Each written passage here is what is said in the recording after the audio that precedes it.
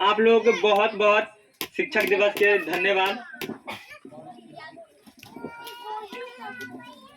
हर साल से हमारा कोशिश रहा है कि टीचर्स डे को बहुत ही अच्छे तरह से और सावधानी से शिष्टापूर्व से एकदम शिष्टाचार को बनाए रखते हुए हमने मनाया है और मनाएंगे।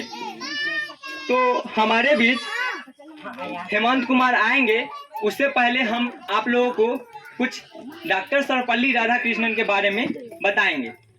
डॉक्टर सर्वपल्ली राधाकृष्णन का जन्म हम लोग के तरह ही एक मिडिल परिवार में हुआ था, मिडिल क्लास परिवार में, और उन्होंने कितना सफलता अपने जीवन में किया है, उनके बारे में हम लोग भली भांति परिचित है। तो हम लोग को हमेशा कोशिश करना है कि आगे बढ़े, जीवन में सबसे ऊंचे पद को छूने का कोशिश करें। 2 गोल बनाना चाहिए, एक बड़ा एक छोटा। बड़ा जो हमें जीवन में करना है, छोटा जो उस जीवन में जो गोल हमको प्राप्त करना है उसको करने के लिए क्या जरूरी है प्रतिदिन, क्योंकि एक एक पल आपका एक जीवन बनेगा, जैसे एक एक बूंद से घड़ा भरता है। तो चलिए इसी के साथ हम हेमंत कुमार को स्टेज पे बुलाना चाहेंगे और डॉक्टर सर्वपल्ली राधाकृष्णन के बारे में हिंदी में स्पीच लेके आए। और हेमंत कुमार के बारे में बता दूं तो ये क्लास 10th के हैं।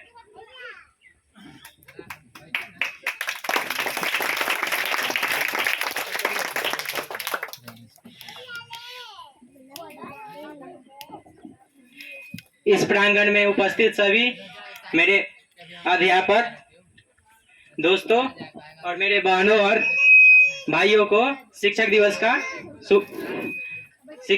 का शुभकामनाएं। सबसे पहले शिक्षक दिवस डॉक्टर सर्वपल्ली राधाकृष्णन की याद में मनाया जाता है। डॉक्टर सर्वपल्ली राधाकृष्णन जो हमारे देश के पहले उपराष्ट्रपति और दूसरे राष्ट्रपति थे।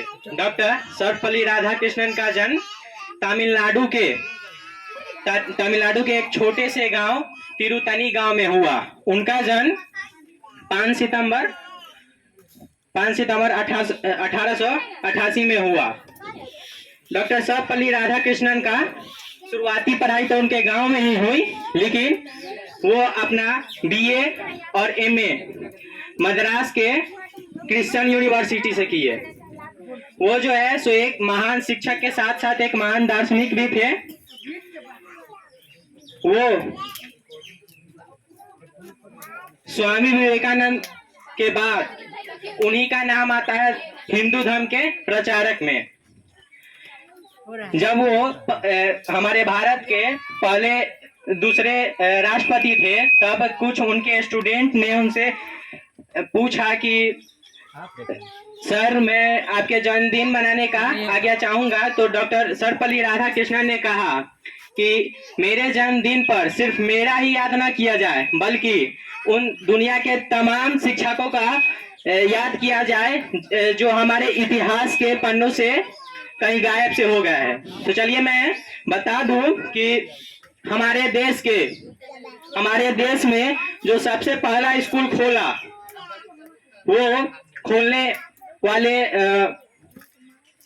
ज्योतिबा फूले जी थे। ज्योतिबा फूले जी जो है सो तमिलनाडु, वो भी तमिलनाडु के छोटे से गांव में उनका भी जन्म हुआ। और वो जो है सो अपनी धर्म पत्नी सावित्रीबाई फूले के साथ मिलकर पहला स्कूल खोले। सावित्रीबाई फूले जो है सो हमारे भारत देश की पहली महिला शिक्षिका थी।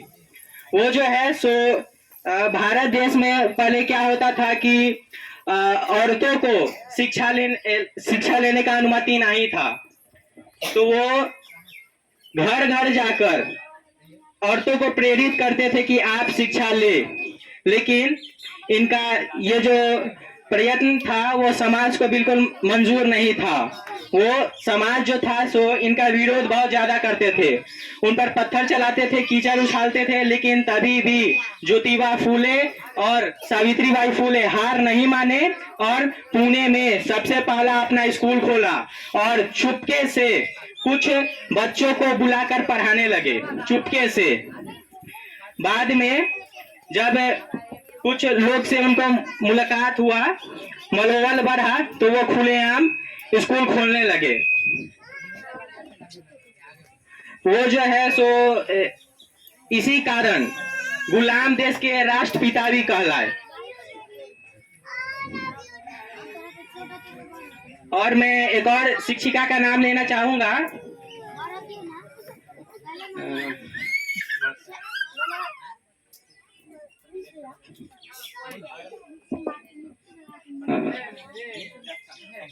थैंक्स। चलिए, हर एक के अंदर बचपना होती है, हर एक को डर लगता है। बड़े बड़े व्यक्ति भी सामने आते हैं तो उनको अपने आप को बताने में देर लग जाता है। तो लेकिन हेमंत कुमार ने एक बहुत अच्छी बात कही है। जैसे यहाँ पे जैसे उन्होंने ज्योतिबा राव फुले या डॉक्टर सर्वपल्ली राधाकृष्णन का नाम लिया है, उनका एक कार्य हम उनको गौर से सुने हैं। उन्होंने बताया था, जैसे उनका जन्मदिन मनाने के लिए बच्चे लोग पूछे तो उन्होंने अपना नाम कहा कि मेरा नाम नहीं, हम भी अपने समय में टीचर थे और टीचर से हमको ये गुण मिला है, तो उस गुण का महत्व उन्होंने दिया। तो हमें ये सीख मिलता है कि हमें अपने टैलेंट को महत्व देना है, नहीं खुद को स्वार्थ में नहीं धकेलना है, टैलेंट को महत्व देना है। तो चलिए अब अगला भाषण लेके आ रही है ऋषिका कुमारी, और उनका भाषण हमारे अंदाज से जरूर मधुर होगा, हमें कुछ नया सिखाएगा। जिस तरह हेमंत कुमार के भाषण से हमने आप लोगों को एक शॉर्ट टर्म बताया था, छोटा सा समरी बताया था, इनके भी भाषण से हम कुछ वर्ड को उधार कर आपको सीख दूंगा।